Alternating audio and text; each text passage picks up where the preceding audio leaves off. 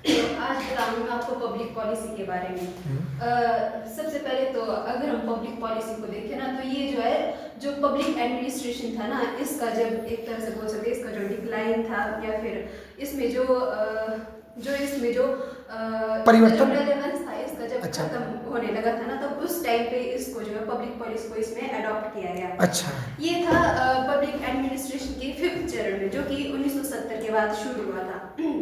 इस टाइम पे अगर हम इसके, जैसे कि सर ने भी बताया था कि अगर हम पब्लिक एडमिनिस्ट्रेशन के अगर हम डिक्लाइन को देखें कि इसका क्यों हुआ, मतलब जैसे कि बहुत सारे डाउनफॉल्स में आ गए थे, जैसे जो डेमोक्रेसी है ना, अगर हम 1947 के बाद बात करें ना, जैसे कि बहुत सारे जो देश है वो जो है आज़ाद हुए, उन्होंने जो है वेलफेयर, उस टाइम पे जो वेलफेयर स्टेट की जो पॉलिसीज यस सर, उसको उन्होंने जो उसको अडॉप्ट किया। तो इसमें ये होने लगा कि जैसे जो स्टेट है ना, वो जो है डेवलपमेंट के साथ साथ नॉन डेवलपमेंट जो वर्क है ना, वो भी करने लगे। तो इससे क्या हो कि जो स्टेट है ना, उसके ऊपर काम का जो लोड है वो ज़्यादा हो गया, लेकिन जो स्ट्रक्चर था वो जो है वही रह गया।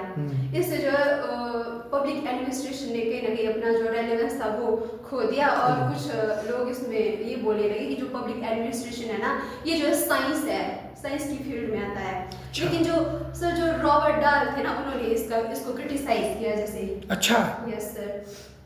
तो इसके बाद जैसे कि फिर पब्लिक पॉलिसी को इसमें अडॉप्ट किया गया, जैसे इसका जब डिक्लाइन हुआ, तो इसके बाद कुछ जो विद्वान थे वो उन्होंने पॉलिटिकल साइंस की ओर चले गए, और कुछ ने जो है प्रशासनिक विज्ञान उसकी तरफ जो है फोकस किया। फोकस किया। तो फिर इसके बाद ये पब्लिक पॉलिसी इसको जो इसमें अडॉप्ट किया गया। बेसिकली जो पब्लिक एडमिनिस्ट्रेशन था ना, इसमें इसको जैसे इंटरडिसिप्लिनरी, अच्छा इंटरडिसिप्लिनरी अंतर्विषय, ठीक है बेटा, बहुत सारे विषयों को इसमें जो है इंक्लूड किया गया। तो इसमें बेसिकली जो लोक नीति है ना, जो पब्लिक पॉलिसी है, वो है सरकार द्वारा बनाई गई नीतियां और कार्यक्रमों के एक समूह है, जो कि समाज के विभिन्न पहलुओं को जो प्रभावित करती है, जैसे कि पॉलिसीज बनाती है। मतलब इसका पब्लिक पॉलिसी का जो मेन काम होता है ना, वो होता है पॉलिसीज को बनाना, और जो पब्लिक एडमिनिस्ट्रेशन है ना, वो उसको जो है इम्प्लीमेंट करता है। वाह।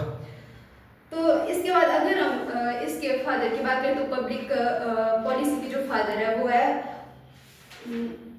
हेरोल्ड लासवेल है। अच्छा, जो ship power who gets first वो लासवेल है। Yes. शाबाश, लिखो बेटा, शाबाश लिख दो। चलो अब समझ गए हम, Harold Lasswell, father of public policy. हुआ इसके बाद हम इसके जो है पब्लिक पॉलिसी के अप्रोचेस की बात करते हैं। बेसिकली इसमें जो है 7 इसमें अप्रोचेस दी गई, लेकिन 5 जो है वो जो है मेजर अप्रोचेस है। अच्छा जी, वाह जी, 5 अप्रोचेस। अच्छा, इसमें जो सबसे पहली है वो है इंस्टीट्यूशनल अप्रोच। अच्छा, institutional approach to public policy है ना, बहुत बढ़िया, इंस्टीट्यूशनल अप्रोच। हाँ, बहुत बढ़िया। सेकंड है ग्रुप मॉडल। Group model.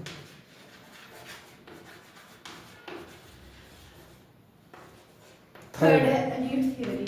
अच्छा, इलिटिस्ट थ्योरी, बहुत बढ़िया, बहुत बढ़िया, इलिट थ्योरी। और फोर्थ है रैशनल चॉइस थ्योरी। अच्छा, रैशनल, ये बेटा इकोनॉमिक्स से आई है, रैशनल चॉइस थ्योरी ना। यस सर, बहुत बढ़िया, रैशनल चॉइस थ्योरी, बहुत सुंदर। और फिफ्थ है इंक्रीमेंटल मॉडल। अच्छा, इंक्रीमेंटल मॉडल। रिया आप बोलो, इंक्रीमेंट क्या होता है, इंक्रीमेंटल क्या होता है? फास्ट या स्लो? फास्ट कुछ मतलब ऐड करना है, फास्ट की स्लोली? धीरे धीरे, स्टॉप, स्मॉल स्टेप्स। सिक्स्थ है सिस्टम अप्रोच। अच्छा, ये तुम्हारे पास भी थी, सिस्टम अप्रोच। अच्छा, सेवंथ लास्ट इसमें गेम थ्योरी। अच्छा, गेम थ्योरी, थॉमस शेलिंग और ऊपर होंगे आप, है ना, ये भी इकोनॉमिक्स और उससे आई बेटा, मैथमेटिक्स, गेम थ्योरी। वाह जी वाह। तो इसके बाद सबसे पहले हम इंस्टीट्यूशनल अप्रोच की बात करते हैं। ओके। इसमें जो मेन फोकस होता है वो होता है इंस्टीट्यूशन, जैसे कि हमारी लेजिस्लेटिव हो गया, एग्जीक्यूटिव हो गया, या फिर कोई भी मतलब पॉलिसी मेकिंग जो भी बॉडी है, संस्था है। यस, इसमें ये बोला गया है, इसमें ये बोला जाता है कि जो पब्लिक पॉलिसी है ना, वो गवर्नमेंट इंस्टीट्यूशन से ओरिजिनेट होती है। बहुत बढ़िया। जैसे कि हमारी लेजिस्लेटिव हो गया, एग्जीक्यूटिव हो गया, या पॉलिटिकल पार्टीज हो गया, या कोई इंस्टीट्यूट, जैसे national institute for public policy या national institute for public finance, ऐसे जो संस्थान है उनसे। बहुत सुंदर, ठीक है। और जो गवर्नमेंट है ना, वो पब्लिक पॉलिसी को लेजिटिमेसी यानी कि उसको वैधता प्रदान करती है। वाह। और जो एग्जीक्यूटिव है ना, वो जो इसको इम्प्लीमेंट करती है। बहुत बढ़िया। तो इसमें जो भी इंस्टीट्यूट औपचारिक संगठन है। अच्छा, फॉर्मल फॉर्मल Yes, sir. ठीक है बेटा। तो इसमें जो जो फॉर्मल जो इंस्टीट्यूशन है ना उस पे ज़्यादा फोकस है, ट्रेडिशनल अप्रोच ज़्यादा है, ये है ना। Yes, ठीक है sir. ठीक है। सर इसकी एक वो खूबी की कमी कमी बोल सकते हैं हम कि इसमें जो एनजीओज है या सिविल सोसाइटीज है उसको इसमें निगलेक्ट किया गया है। बहुत बढ़िया बेटा, बहुत सुंदर। उसके बाद सेकंड है ग्रुप मॉडल। इसके जो कंपोनेंट है ना मेन वो है रॉबर्ट डाहल, डेविड ट्रूमैन और एसएम लिपसेट। अच्छा, सैमुअल मार्टिन लिपसेट है सही। लिपसेट, डेविड डहल और कौन बोला आपने? David Trueman. रॉबर्ट डहल बोला ना आपने? रॉबर्ट डहल बेटा पॉलिटिकल थ्योरी मैंने आपको पढ़ाया नहीं, मैंने पीएचडी की है इस टॉपिक पे ना। ये पोलियार्की नाम की किताब लिखी है इन्होंने। ये डेमोक्रेसी में जो प्रेशर ग्रुप्स होते हैं ना बहुत सारे, उनके भी जो नेगोशिएशन है ना उसको डेमोक्रेसी का सार मानता था रॉबर्ट डहल। पोलियार्की वर्क है तो ग्रुप थ्योरी पे फोकस किया है उसने। बहुत अच्छा ठीक। इसमें वो यही बोलते हैं कि जो इंटरेस्ट ग्रुप्स है ना वो इसमें बहुत ज्यादा रोल प्ले करते हैं पॉलिसी में, क्योंकि वो जो है अपने उनके अलग अलग इंटरेस्ट होते हैं तो कहीं ना कहीं वो जो है आपस में कंट्रोडिक्शन हो जाता है। जैसे फॉर एग्जांपल आप गवर्नमेंट ने ट्रैफिक रूल्स बनाने हैं तो गवर्नमेंट को उसको बनाने से पहले जो व्हीकल मेकर है, जो ट्रक चालक है, जो ट्रांसपोर्टर है, उनके साथ एक करनी पड़ेगी ना अंडरस्टैंडिंग, वो चीज़ है बहुत बढ़िया। Yes sir. फिर इसमें वो ये बोला जाता है कि जो गवर्नमेंट है ना वो सर इनके जो इंटरेस्ट है ना इनको संतुलित करने के लिए डायलॉग या फिर इनसे डिस्कशन है ना। अच्छा, तो मतलब ये थोड़ा इंस्टीट्यूशनल से विस्तृत अप्रोच है ये ना। Yes sir. इसमें सर जो इंस्टीट्यूशनल जो अप्रोच है इसको थोड़ा सा नेग्लेक्ट किया जाता है। हाँ, और जो प्रैक्टिकल उसको बढ़ाया जाता है। ठीक है बेटा, ओके। सर थर्ड है एलीट थ्योरी। ओके। इसमें जैसे कि जो गेटानो मॉस्का, विल्फ्रेड पेरेटो है या फिर सीडब्ल्यू राइट्स मिल, यस सर, उन्हीं की थ्योरी को इसमें लिया गया है कि जो वो ये जो बोलते हैं कि पावर एलीट है, इनके प्रेफरेंसेस को ही मेन वो लिया जाता है और जो साधारण लोग हैं उनको जो सेकेंडरी वे में लिया जाता है। तो जो पॉलिसीज बनेगी ना वो इनके प्रेफरेंसेस को ध्यान में रख के बनाई जाती है। Yes sir. फिर फोर्थ है रैशनल चॉइस थ्योरी। इसकी जो मेन कंपोनेंट है ना वो है थॉमस डाई और हर्बर्ट साइमन। लिख लो, बहुत अच्छी बात है। इस पब्लिक एड में भी यही बंदा हर्बर्ट साइमन, और कौन बोला आपने? Herbert Simon. पब एड में पढ़ेंगे आप जब नेट की तैयारी करेंगे ना, नाम मैंने भी सुना है, हर्बर्ट साइमन और थॉमस डाई। अच्छा, थॉमस, ये नाम नहीं सुना, थॉमस। अच्छा जी, ये मैंने सुना, डाई। ठीक है। Yes sir. अच्छा, इनका थॉमस इनका कहना है कि जो रैशनल चॉइस मॉडल है इनका कहना है कि आपको एक ऐसा जो है तर्कसंगत विकल्प, मतलब विकल्प तो बहुत सारे होते हैं ना सर, बट एक जो तर्कसंगत जो विकल्प है ना उसको आपको चुनना है। अच्छा, इसको बेटा आप ऐसे भी ले सकते हैं, देखो इसको ऐसे ले सकते हैं, जैसे इकोनॉमिक्स पढ़ते हैं ना हम, आपने डिमांड सप्लाई कर्व देखा होगा। उसमें पता क्या एज्यूम करते हैं, हर आदमी, हर एक्टर रैशनल है। तो ये थ्योरी पता क्या बोलती होगी, जिसके लिए आप पॉलिसी बना रहे हैं ना वो बंदा रैशनल है। आप इस तरह से पॉलिसी बनाओ कि अगर वो आपकी पॉलिसी के अनुसार बिहेव करेगा तो उसको फायदा मिलेगा, अगर पॉलिसी के हिसाब से बिहेव नहीं करेगा तो उसको क्या होने लगेगा, नुकसान। और क्योंकि वो रैशनल है इंसान, तो सभी लोग जो है रैशनल पॉलिसी को अडॉप्ट करेंगे और जिससे उनको नुकसान हो रहा उन कामों को छोड़ देंगे, ऐसा बोलता है। बाकी आप बोलो। सर इसमें यही है कि अधिकतम सार्वजनिक लाभ तर्कसंगत मॉडल। अच्छा, कोशिश करनी है। ठीक है। और सर थॉमस डाई उनका कहना है कि कोई भी पॉलिसी रैशनल तभी हो सकती है जब वो मोस्ट मतलब एफिशिएंट हो। अच्छा, एफिशिएंसी हो सकती है। ठीक है, एफिशिएंसी हो। हाँ, मतलब कम से कम साधनों में मैक्सिमम रिजल्ट दे आपको, है ना। इसको देखो, हम इसमें देख सकते हैं अब आजकल क्या तर्क चल रहा है कि भाई पहले हमने स्कूल खोले, सब खर्चा किया, पर जब बच्चे ही नहीं पढ़ पा रहे तो फिर चाहे सरकार स्कूल खोले चाहे प्राइवेट हो, पर बच्चों की स्किलिंग इंपॉर्टेंट है। तो चाहे अगर ऑनलाइन माध्यम से ही सही वो करनी है, हमने सबसे एफिशिएंट स्टेप लेना है, ऐसा बोलता है। अच्छा, आगे इंक्रीमेंट। अच्छा, साइमन आई नाम। ये सर फैक्ट और वैल्यू को अलग करते हैं बेसिकली। अच्छा, फैक्ट और वैल्यू को, ओके। सर इन्होंने ये कहते हैं कि जो तर्कसंगत नीति निर्माण प्रक्रिया में इंटेलिजेंस एक्टिविटी और डिजाइन जो एक्टिविटी और चॉइस एक्टिविटी, ये तीन होते हैं इसमें। अच्छा, डिसीजन मेकिंग में। और सर इन्होंने एक बाउंडेड रैशनैलिटी का भी कंसेप्ट हाँ, ये तो सुना है मैंने, बाउंडेड क्योंकि रैशनैलिटी। जब सर ये जो डिसीजन मेकिंग के जो ये 3 बताया नहीं इन्होंने, जैसे इंटेलिजेंस एक्टिविटी या फिर डिजाइन एक्टिविटी और चॉइस एक्टिविटी, ये सर डिसीजन मेकिंग में बहुत बड़ा रोल प्ले करते हैं। जैसे तो जो डिसीजन मेकिंग है ना, ये कहते हैं कि जो हमारी डिसीजन मेकिंग जो थॉट है ना, तो उसमें जो हमारा लिमिटेड नॉलेज है या फिर हमारी जो लिमिटेड नॉलेज हो ना, और गुड। कॉग्निटिव जो हमारी कैपेसिटी है, हाँ, समझने की। और जो टाइम लिमिट है, हाँ। वो इसमें जो है कहीं ना कहीं मतलब एक अड़चन पैदा करती है। ब्यूटीफुल। देखो इसका मतलब क्या हुआ, हर्बर्ट साइमन का बाउंडेड रैशनैलिटी क्लियर हो गया। फॉर एग्जांपल मैं एक एजुकेशन का सेक्रेटरी हूँ या बड़ा विद्वान, वो मतलब हमने ऊपर बैठ के कॉलेजों के लिए नीति बनाई, बच्चे कैसे पढ़ाने, हमने जितना हमें नॉलेज है उस हिसाब से और जो हमारे पास इंफॉर्मेशन अवेलेबल है उस हिसाब से अपने इन्वायरमेंट में एक पॉलिसी बनाई और नीचे कॉलेजों को भेज दी। पर हम कॉलेजों के ग्राउंड में क्या स्थिति है, उस स्टाफ के पास क्या सोच है, उसको नहीं हम देख रहे, पर हम वहां से सोच रहे हैं कि हमारी जो पॉलिसी बन गई वो बिल्कुल क्या बन गई है, परफेक्ट। ये बता रहा हूँ कि भाई उनकी गलत नहीं है वो लोग, पर उनकी रैशनैलिटी उनकी बुद्धि के हिसाब से क्या होती है, लिमिट होती है। वाह, बहुत सुंदर बेटा, बहुत सुंदर। Yes sir. अच्छा, इसके बाद सर इंक्रीमेंटल मॉडल, इसकी जो मेन कंपोनेंट है वो है चार्ल्स लिंडब्लॉम। अच्छा लिख लो बेटा, ये नाम में सुना, चार्ल्स।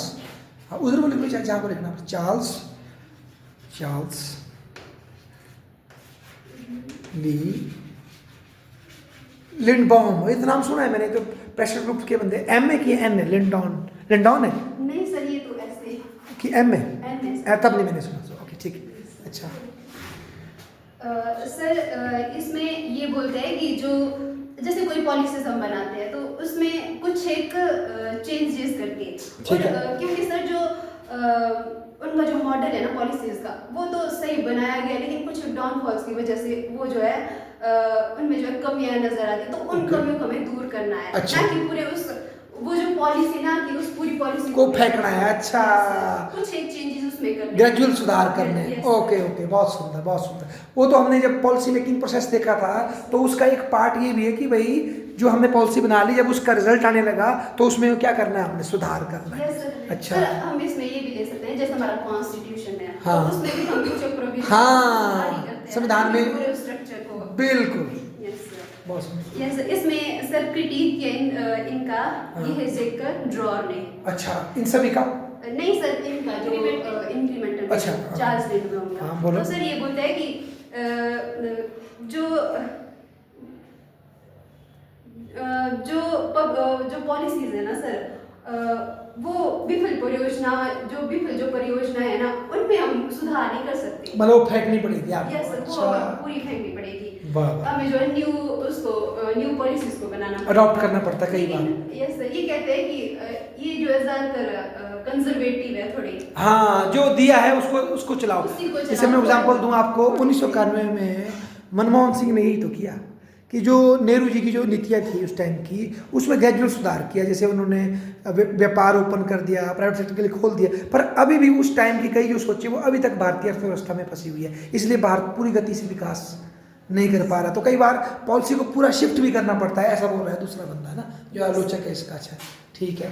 यस सर, फिर अगला है system approach. System approach. Yes sir, ये डेविड स्टर्न का। अच्छा, हमारे डेविड Yes, स्टर्न। yes, अच्छा, इसमें सर ये बोलते हैं कि जो पब्लिक पॉलिसी है ना, वो जो है सिस्टम के आउटपुट के रूप में देखा जाता है। अच्छा। जैसे कि कोई भी सिस्टम है, उसमें इनपुट आता है जो हमारा डिमांड एंड सपोर्ट है, ठीक है। उसके रूप में इनपुट जो है चाहे एनजीओज हो चाहे लोगों के द्वारा जो है दिया जाता है। आएगा, बिल्कुल। तो सर जब वो सिस्टम में जाता है तो वो आउटपुट जो है डिसीजन एंड पॉलिसीज के वे में हमारे को मिलता है। बहुत बढ़िया।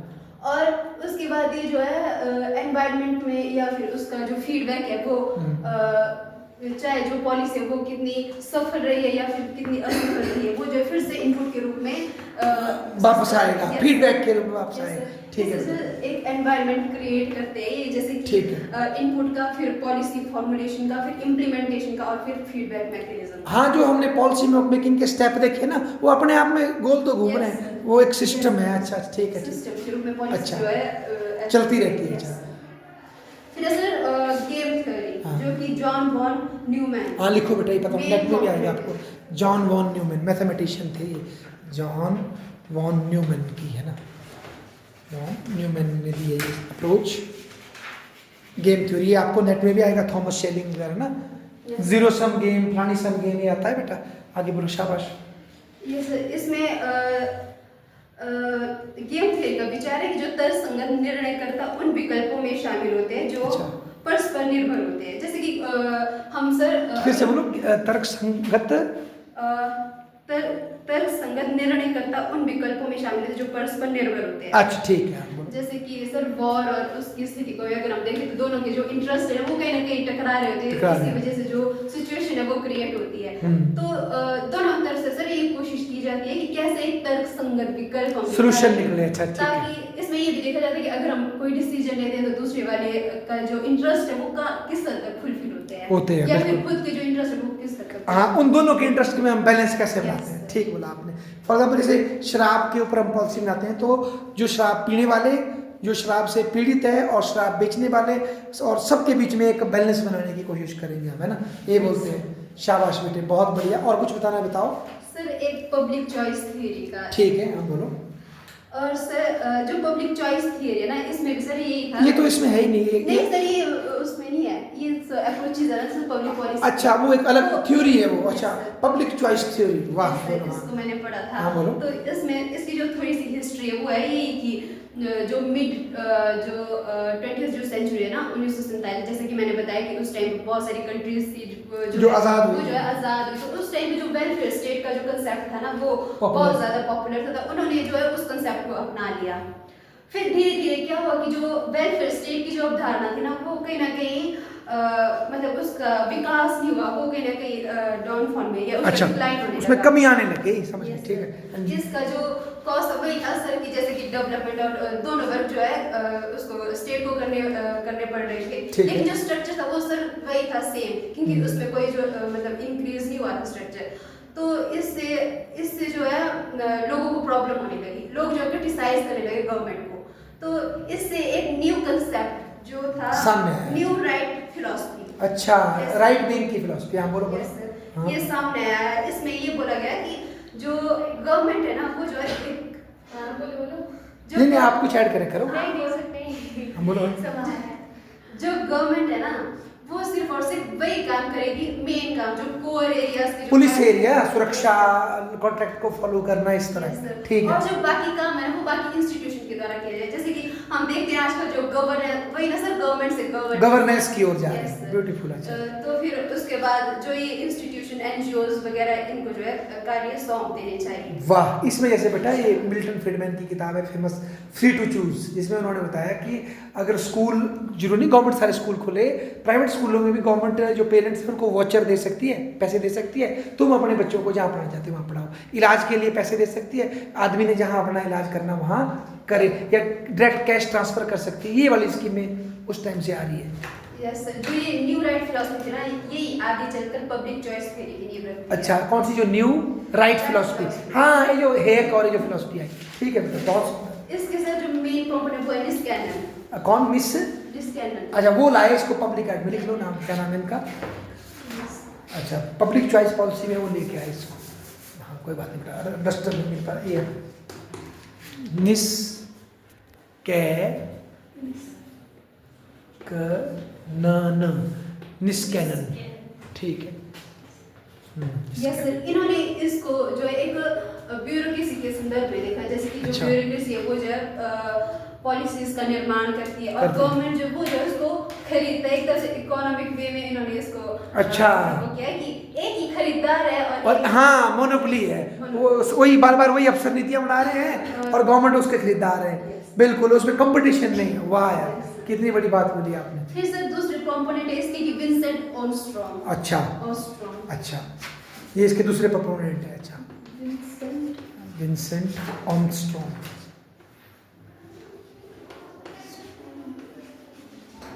अच्छा, सर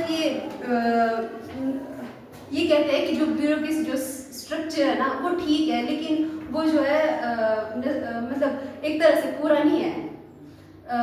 ये बात है कि bureaucracy structure are necessary but not sufficient. Sufficient. Yes sir, Practical. इसलिए वो जो है बाकी जो भी इंस्टीट्यूशन या एनजीओज या गवर्नेंस की बात करते हैं उनकी हेल्प चाहिए और एक्टर्स की हेल्प चाहिए। ताकि लोगों को और ज्यादा चॉइसेस मिल सके। वाह, क्या बात है। Yes, sir. दोनों ने बोला कि भाई पब्लिक पॉलिसी में कुछ ही एजेंट है और कंपटीशन नहीं है ना। बहुत Yes, बढ़िया sir. बेटा, बहुत सुंदर। इसमें सर हमारे को एक इंस्टीट्यूशन प्लूरलिज्म का कंसेप्ट भी देखने को मिलता है, जैसे कि बहुत सारे इंस्टीट्यूशंस हाँ। अगर आपको एक में पसंद है, अगर आपको प्राइवेट में पसंद है तो आप सरकारी में चले जाओ, अगर हाँ। सरकारी पसंद है तो आप फिर प्राइवेट में चले हाँ, या फिर जो दोनों के मिक्सचर से एनजीओ चल रही है उससे कर लो, Yes, sir, है उससे ना। आप कर सकते क्या बात बोली बेटा, बहुत बढ़िया, ताली बजाओ इनके लिए भाई जो हमारे दोस्त हैं।